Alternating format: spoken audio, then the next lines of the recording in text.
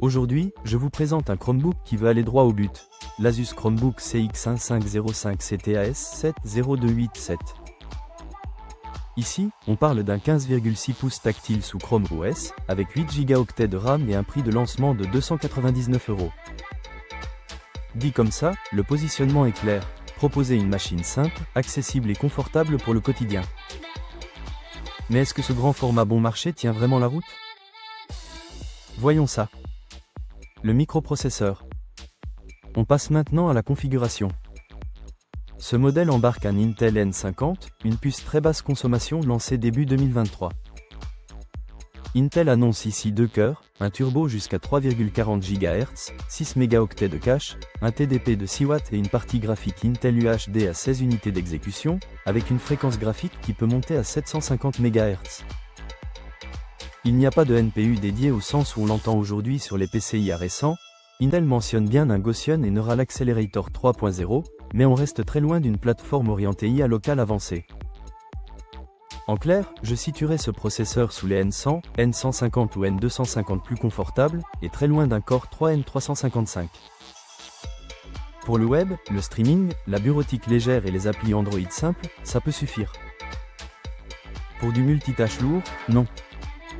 L'écran. À présent, examinons le vrai argument de ce modèle, son grand écran.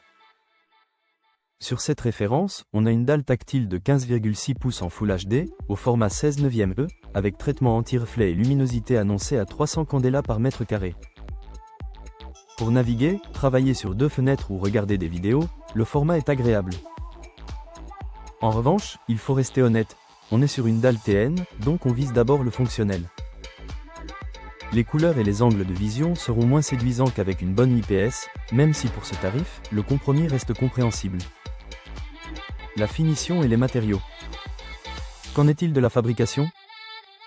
Asus met en avant sur la famille CX15 une résistance conforme au standard 1000 ST-D810H, et la marque évoque aussi des matériaux plus durables sur cette génération.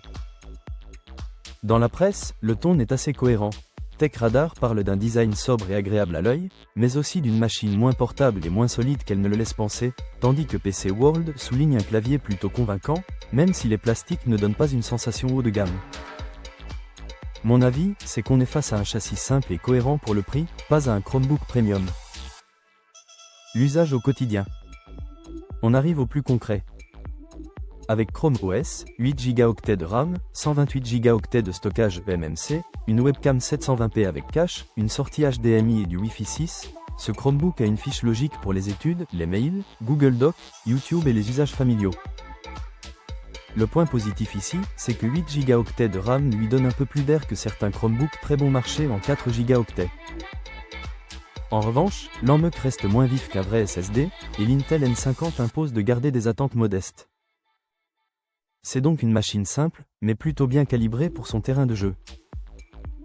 Le prix est le verdict. Alors, faut-il s'y intéresser? Oui, si vous cherchez un Chromebook grand format, tactile, léger et abordable pour un usage quotidien raisonnable. À 299 € au lancement, l'Asus Chromebook CX1505 CTAS 70287 a un positionnement qui se défend.